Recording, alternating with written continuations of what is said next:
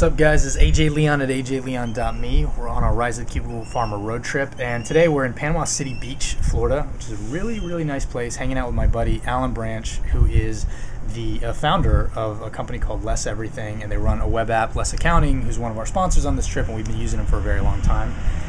So we're going to be talking to him not about the app as much as just about entrepreneurship. Their story is really unique, that him and Steve, and we'll be talking to Steve tomorrow, so we're going to get a little bit into it. So, what's up, Al? Hey. So first question, what were you doing before you guys started this? I was a freelance designer, just on my own.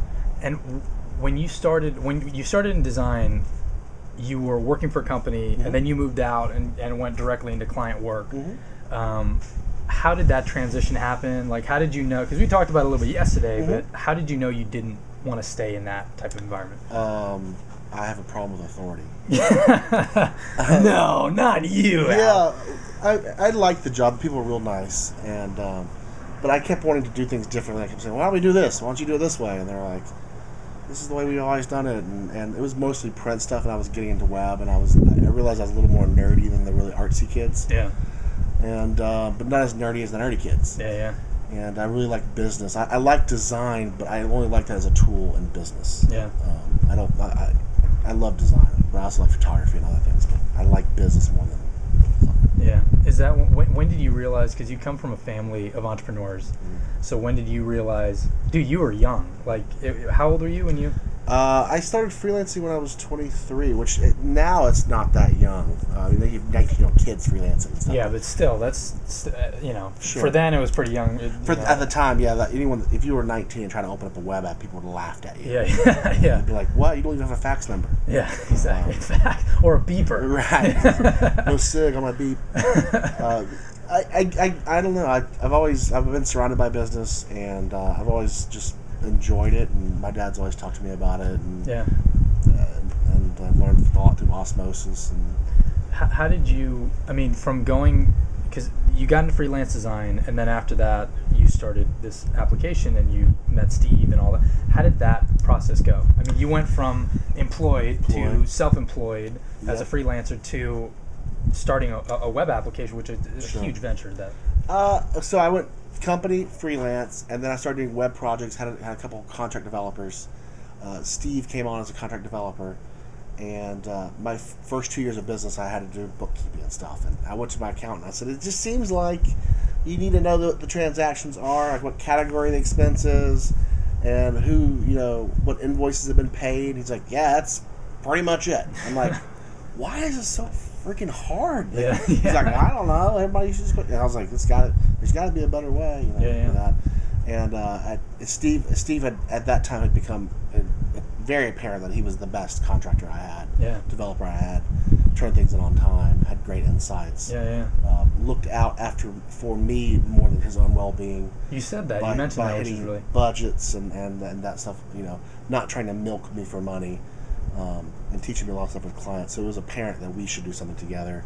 And he was actually working full-time for the city of Jacksonville doing programming. And so he was like, "I'm going on my own." I didn't know that. Oh, yeah. And he basically went on his own. For a month or so, I think he'll probably say like for a couple months that we were separated. But I think it was like a week or two. Yeah. It was like instantly, it was like, he said, "We should get married." I was like, "Whoa." Yeah. I am totally straight. He's like, "I mean business partners." Yeah. But it really is like a marriage. Yeah, sure. Business partnership is a marriage. And so it was like January or February of 05 or 06, something like that.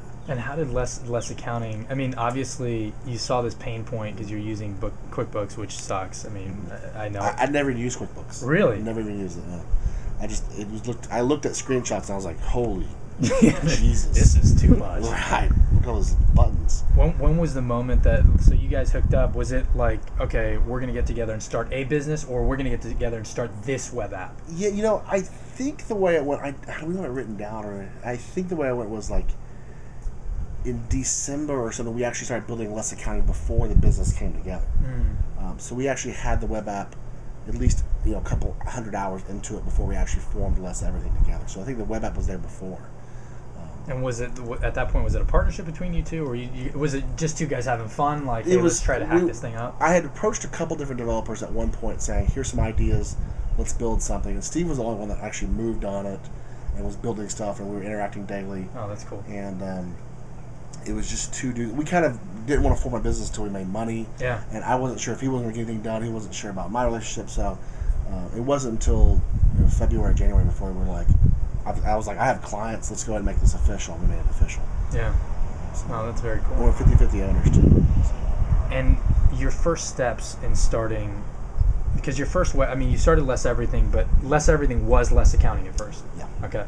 And when you did that, what were your first steps to get that together? Did you guys build a prototype and say, obviously, you had a lot of things going on. Mm-hmm. You had clients, so you had client services. Mm-hmm.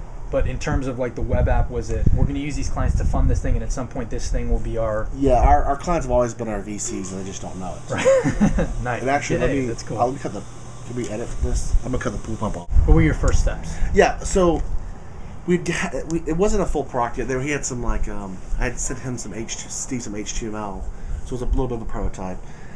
And then I think the way it went was we put up a splash page, very rudimentary, put your email address in, and we said, we're going to be the base camp of bookkeeping applications. Sign up. And I basically emailed some people that had blogs and said, we're going to be blowing this out of the water in a few months. And they're like, all right. And so we had like 700 email addresses. We were like, oh my God, 700 email addresses. At the time, that was huge. Yeah. And looking back now, that's nobody. But that kind of gave us a little bit of like, oh, people actually want it. It's actually a sign of to work out. We'll have potentially have users. And then I think we launched like in March or something. How did you get your first users to the app? Was it just that you so you talked to bloggers and then had a landing page where you collected email addresses for how long? For 3 months? And yeah, for a few months. I wish I had this all written down. Looking back, they were like, I should write this down because I'm going to be talking about this later. Yeah. I know that's one thing that's curious for people, because you start I know a lot of developers, they develop awesome products. Right, and they have no one come to it. Then no one goes to it, yeah. It really is all about marketing.